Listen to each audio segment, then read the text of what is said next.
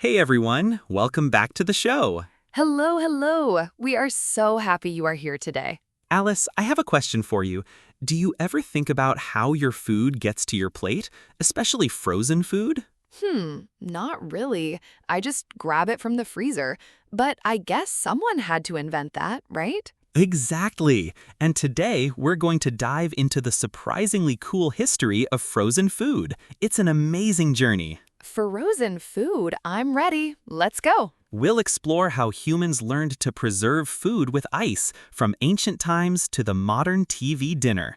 It's a great passage to practice our reading skills. And don't worry if you don't understand every word, or if you're only half listening while you're doing something else. That is completely normal. Just relax and let it play. Here is what we will do today. In Part 1, we read the passage together. In Part 2, we learn 8 essential reading skills. In Part 3, we do a quick review. And in Part 4, we practice together with real questions. 4 parts, 8 skills, and a lot of ice. This is going to be a good episode. Let's start. Okay, welcome to Part 1. This is our reading passage. The title is Frozen Food, a U.S. Perspective on the Development of the Frozen Food Industry. Don't worry about the title yet. We will explain everything as we go. I will read each paragraph slowly. After each paragraph, Alice will explain the main idea in simple English, B1 or B2 level. Then we move on. Think of it like watching a movie with subtitles, but for your ears. Ready? Let's read. At some point in history, humans discovered that ice preserved food. There is evidence that winter ice was stored to preserve food in the summer as far back as 10,000 years ago. 2,000 years ago, the inhabitants of South America's Andean mountains had a unique means of conserving potatoes for later consumption. They froze them overnight, then trampled them to squeeze out the moisture, then dried them in the sun. This preserved their nutritional value, if not their aesthetic appeal. Okay, let me explain that in simple English. A long time ago, people found out that ice could keep food good to eat. Even 10,000 years ago, they stored ice. And 2,000 years ago, people in the Andes Mountains in South America froze potatoes, then squeezed out the water by stepping on them, and dried them in the sun. This kept the potatoes healthy to eat, even if they didn't look very good. 2 words. Preserved means kept safe from going bad. Nutritional value means how healthy the food is for you. Preserved, nutritional value. Say it with me. Preserved. Imagine having to freeze your potatoes in the mountains and stomp on them. We have it so easy now. Indeed. Let's continue. Natural ice remained the main form of refrigeration until late in the 19th century. In the early 1800s, ship owners from Boston, USA, had enormous blocks of Arctic ice towed all over the Atlantic for the purpose of food preservation. In 1851, railroads first began putting blocks of ice in insulated rail cars to send butter from Ogdensburg, New York, to Boston. So for a very long time, people used natural ice, ice from nature, to keep food cold. In the early 1800s, ships from Boston carried huge pieces of ice from the Arctic across the ocean to keep food fresh. Later, in 1851, trains also used big blocks of ice in special wagons to send butter from one city to another. Refrigeration means the process of keeping something cold. Insulated means covered or protected to keep heat in or out. So an insulated rail car kept the cold in. So, basically, a very early, very big cooler box on wheels. So, quick recap. Paragraph A was about ancient freezing methods, like potatoes. Paragraph B was about using natural ice for shipping food in the 1800s. Finally, in 1870, Australian inventors found a way to make mechanical ice. They used a compressor to force a gas through a condenser. Initially, this process was invented to keep Australian beer cool even in hot weather.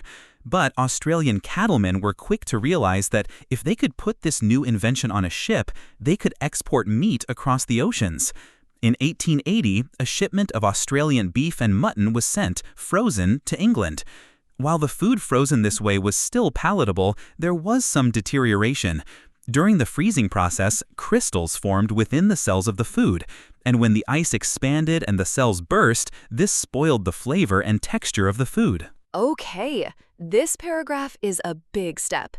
In 1870, people in Australia invented a machine to make ice, mechanical ice. First, they used it to keep beer cool, but then people who raised cows realized they could use it to send meat to other countries. So they sent meat to England in 1880. But there was a problem. Small ice crystals formed inside the food, making it taste and feel not so good. Mechanical ice means man-made ice, not from nature. Crystals are tiny, sharp pieces of ice. Palatable means it tasted okay or good enough to eat. Quick question for you. What was the first thing mechanical ice was used for in Australia? The answer is keeping beer cool. Then came the meat. Nice one if you remembered that. The modern frozen food industry began with the indigenous Inuit people of Canada. In 1912, a biology student in Massachusetts, USA, named Clarence Birdseye, ran out of money and went to Labrador in Canada to trap and trade furs. While he was there, he became fascinated with how the Inuit would quickly freeze fish in the Arctic air. The fish looked and tasted fresh even months later. This is where the story gets really interesting. The modern frozen food we know today started with the Inuit people in Canada. In 1912, a man named Clarence Birdseye went to Canada to hunt animals for their fur. There, he saw how the Inuit froze fish very, very quickly in the super cold air, and the fish stayed fresh for a long time. This gave him an idea. Indigenous means native, the original people of a place. Fascinated means very, very interested. Birdseye returned to the USA in 1917 and began developing mechanical freezers capable of quick freezing food. Birdseye was responsible for several key innovations that made the frozen food industry possible. He developed quick freezing techniques that reduced the damage that crystals caused, as well as the technique of freezing the product in the package it was to be sold in. He also introduced the use of cellophane, the first transparent material for food packaging, which allowed consumers to see the quality of the product. After seeing the Inuit, Birdseye came back to the U.S. in 1917. He started making machines that could quick freeze food, meaning freeze it very fast. This was important because it stopped those damaging ice crystals from forming. He also found a way to freeze food inside its package, and he used a clear material called cellophane so people could see what they were buying. Innovations means new ideas or methods. Transparent means you can see through it, like clear glass. But there were still obstacles. In the 1930s, few grocery stores could afford to buy freezers for a market that wasn't established yet. However, few consumers had freezers large enough or efficient enough to take advantage of the products. Even with Birdseye's great ideas, there were still problems, or obstacles. In the 1930s, shops didn't have special freezers to sell frozen food. And even if they did, most people at home didn't have big enough freezers to store it. So it was hard to sell a lot of frozen food. Obstacles means difficulties or problems. Established means already existing and working well. Sales increased in the early 1940s when World War II gave a boost to the frozen food industry because tin was being used for munitions. Canned foods were rationed to save tin for the war effort, while frozen foods were abundant and cheap. Finally, by the 1950s, refrigerator technology had developed far enough to make these appliances affordable for the average family. By 1953, 33 million U.S. families owned a refrigerator, and manufacturers were gradually increasing the size of the freezer compartments in them. World War II really helped the frozen food business. Why? Because metal, or tin, was needed to make weapons for the war. So there was less canned food, and frozen food became popular. Then, in the 1950s, refrigerator technology became cheaper, and fridges started having bigger freezer parts, so more families could buy and store frozen food at home. Munitions are weapons and military supplies. Affordable means not too expensive, easy to buy. 1950s families were also looking for convenience at mealtimes, so the moment was right for the arrival of the TV dinner. Swanson Foods was a large producer of poultry. In 1954, the company adapted some of Birdseye's freezing techniques, and with the help of a clever name and a huge advertising budget, it launched the first TV dinner. This consisted of frozen turkey, potatoes, and vegetables served in the same segmented aluminum tray that was used by airlines. The product was an instant success. Within a year, Swanson had sold 13 million TV dinners. In the 1950s, people wanted easy meals, so a company called Swanson made the first TV dinner in 1954. They used Birdseye's ideas and spent a lot of money on advertising. It was a frozen meal with turkey, potatoes, and vegetables all in a special tray, like the ones on airplanes. It was a huge success. Convenience means easy to use or do. Segmented means divided into separate parts. Today, the U.S. frozen food industry has a turnover of over $67 billion annually, with $26.6 billion of that sold to consumers for home consumption. The remaining $40 billion in frozen food sales come through restaurants, cafeterias, hospitals, and schools. Today, the frozen food industry in the U.S. makes a lot of money every year, over $67 billion.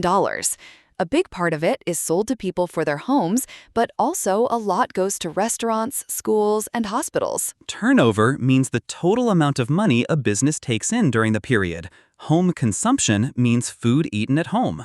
Okay, that is the full passage, 9 paragraphs. Let's quickly remember the structure in case your mind wandered anywhere along the way. Paragraph A, ancient methods. Paragraph B, natural ice transport. Paragraph C, mechanical ice and first problems. Paragraph D, Birdseye and the Inuit. Paragraph E, Birdseye's innovations. Paragraph F, obstacles for selling. Paragraph G, World War II and fridge boost. Paragraph H, the TV dinner. Paragraph I, today's market. So, that was our reading passage. How did you feel? Did you catch most of it? If you didn't catch everything, that is completely normal, especially if you were half listening while doing something else. The goal was never to understand every single word. The goal was just to get the general shape of each paragraph and the key ideas. Ancient ice, mechanical ice, Birdseye, TV dinners, and billions of dollars. If you remember those main points, you have already done something very useful. And now, we are going to learn the 8 skills that help you read any passage like this faster and more confidently. Let's go to part 2. Welcome to part 2. This is the main part of today's episode, the 8 reading skills. 8 skills you can use in your next IELTS exam, or even in everyday English reading. Are you ready? Let's begin with skill 1.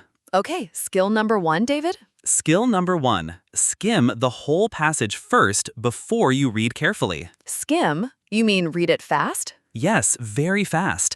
Don't stop for difficult words. Just get the general idea of each paragraph. So, for our frozen food passage, what's the general idea? Paragraph A, ancient methods. B, natural ice. C, mechanical ice.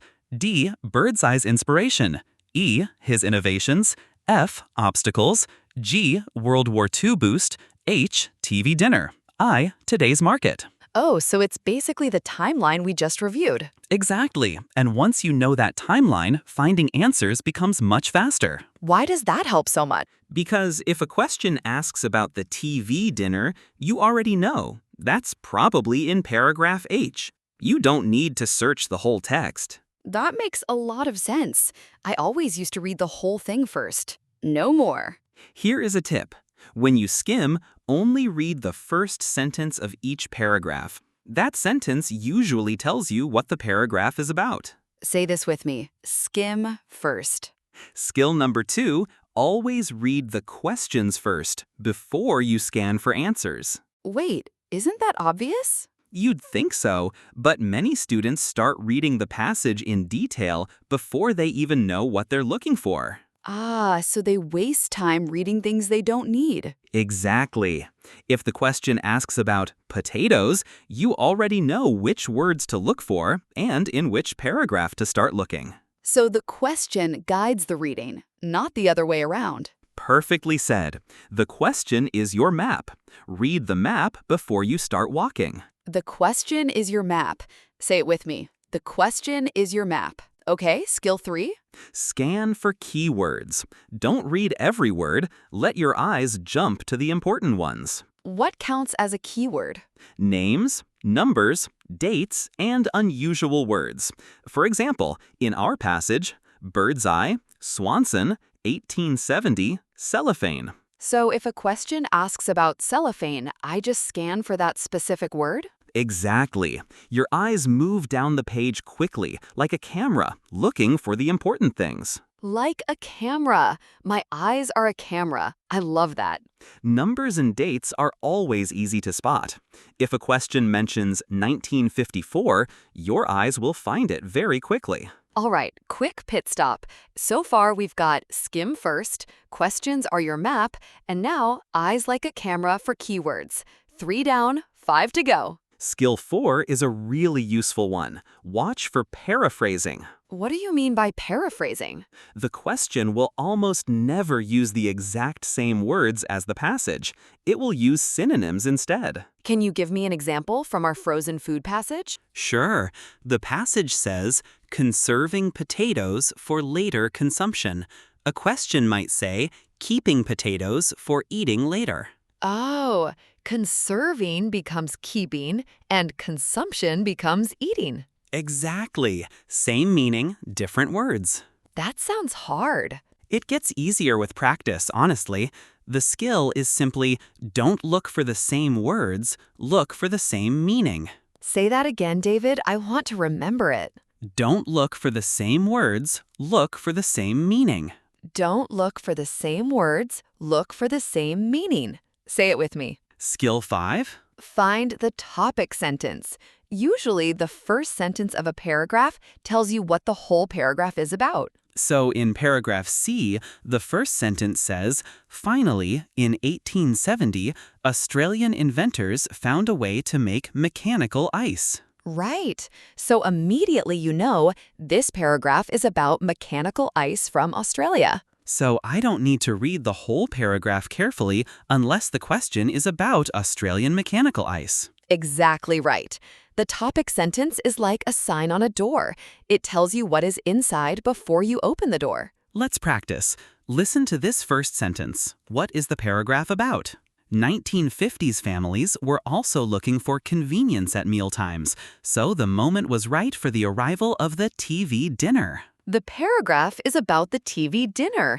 That is paragraph H. Did you get it right? Skill 6 is the one that trips learners up the most, but it's really just a small logic puzzle. True, false, not given questions. Oh no, I always get confused with not given. Everyone does it first. Here is the key difference. True means the passage says the same thing as the statement. False means the passage says the opposite. Not given means the passage simply does not mention it at all. So not given does not mean false. It just means the passage is silent, no information. Exactly. The passage is silent. Say it with me. The passage is silent. And here's a little trick this question type likes to play. Sometimes the statement says all or always, but the passage only talks about some. That's usually a false. The statement went too far. Ooh, so watch out for words like all, every, always, never. Good tip. Okay, let me test you. Here is a statement. Clarence Birdseye started his frozen food business in New York. The passage says he built his business selling frozen fish from Gloucester, Massachusetts, not New York. So that is false because the passage says the opposite. Correct. Now try this one. Birdseye was a very wealthy man before he went to Canada. The passage says he ran out of money and went to Canada to trap furs. It doesn't say he was wealthy before. So the answer is? Not given. The passage is silent about his wealth before he went to Canada. Perfect. You just used skill 6 correctly. Skill 7? Manage your time. If one question is taking too long, skip it and come back later. But isn't it bad to leave a question unanswered? It's worse to spend 5 minutes on one hard question and lose time for 5 easy ones. Oh, so one hard question can cost you many easy points? Exactly. Always guess something, mark it, and move on. You can come back at the end if you have time. A good rule of thumb, roughly 1.5 minutes per question.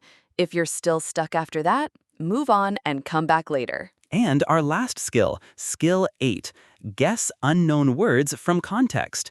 You will never know every word, and that is completely normal. Oh, that is so good to hear. For example, imagine you don't know the word trampled in paragraph A, where it talks about the potatoes, but the sentence says they froze them overnight, then trampled them to squeeze out the moisture. So I can guess trampled must mean something like stepping on them or pressing them to get the water out. I don't need the exact definition. I just need enough to understand the action. Exactly. Context is the words around the unknown word. Use those words as clues. Say this with me. Use context clues. And that is skill 8, and all 8 skills done. Wow, 8 skills. That was a lot, but I feel much more confident now. You should.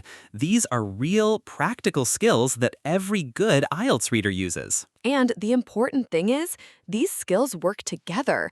Skim, read the questions, scan for keywords, watch for paraphrasing, topic sentence, true, false, not given, time management, context clues. They are a team. All 8 working together. Let's go review them quickly. Before we move on to part 3, David, where can students practice these reading logic skills? Definitely check out IELTSlogic.com. It offers full reading passage breakdowns, listening practice, and speaking logic chain training. That's awesome! Built by system architects to sharpen your analytical thinking. Visit IELTSlogic.com today. Welcome to part 3. Quick review, no pressure, just a fun recap. I will say the skill number, Alice says the skill name. Ready? Ready. I will remember all 8. Watch me. Okay, Alice, I'm going to quiz you. Skill 1, what do we do first? Read every single word very, very slowly? No, that's the opposite. Skim first. Get the big picture. Right. Skim first. I knew that. Okay, skill 2. What should you always read before you start looking for answers? The questions. The question is your map. Excellent. And skill 3, when you're looking for those answers, what are your eyes doing? My eyes are like a camera, scanning for key words, not full sentences. Perfect. Now, Alice, can you quickly list the rest of the skills for us? No tricks this time. Skill 4, watch for paraphrasing. Skill 5, find the topic sentence. Skill 6, handle true, false, not given carefully. Skill 7, manage your time. And skill 8, guess unknown words from context. 8 skills. I think I got them all this time. Well, almost. You nearly said read every word at the start. That one doesn't count. I was warming up. Now, if you feel like it, try saying all 8 out loud yourself. No pressure. Even remembering 4 or 5 is great. However you did, that is genuine progress. 8 skills reviewed, quickly and clearly. Remember, you don't need to memorize the names. You need to do them. Skills are actions, not words. Alice, a quick reminder for our listeners before we head into part 4. Yes, for complete reading sentence analysis, synonym replacements, and solution pathways, head over to IELTSlogic.com. It's designed by IELTS experts to help you build clear logic. Check out IELTSlogic.com and boost your score. Now, the most important part, putting the skills into action. Let's go to part 4. Welcome to part 4, practice time. We are going to use our passage about frozen food. Remember, the one about ancient methods, bird's eye, and TV dinners? And I will ask you real exam-style questions. Try to answer before we give you the answer if you can. Say it out loud if you like. No pressure though, just listening carefully works too.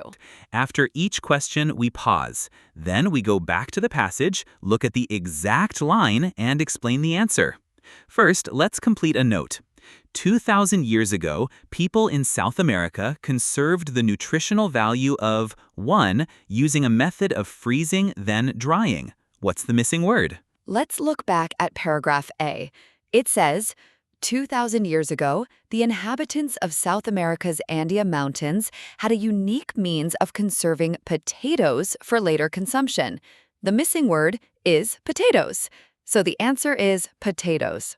Okay, another note completion. In 1880, Australia shipped 2 kinds of two as the first frozen food to England. What's the missing word? Let's go back to paragraph C. It states, in 1880, a shipment of Australian beef and mutton was sent, frozen, to England. Beef and mutton are types of meat, so the answer is meat. Now, let's try a true, false, not given question. Statement 1. A disadvantage of the freezing process invented in Australia was that it affected the taste of food. Is this true, false, or not given? Let's look back at paragraph C. It says, during the freezing process, crystals formed within the cells of the food. This spoiled the flavor and texture of the food. Spoiled the flavor and texture means it affected the taste. So the statement agrees with the passage. The answer is true. Statement 2. The ice transportation business made some Boston ship owners very wealthy in the early 1800s. Is this true, false, or not given? Let's go back to paragraph B. It says, in the early 1800s, ship owners from Boston, USA, had enormous blocks of Arctic ice towed all over the Atlantic for the purpose of food preservation. The passage tells us they dealt with enormous blocks of ice, but it never says they became very wealthy. The passage is silent on their wealth, so the answer is not given. Last practice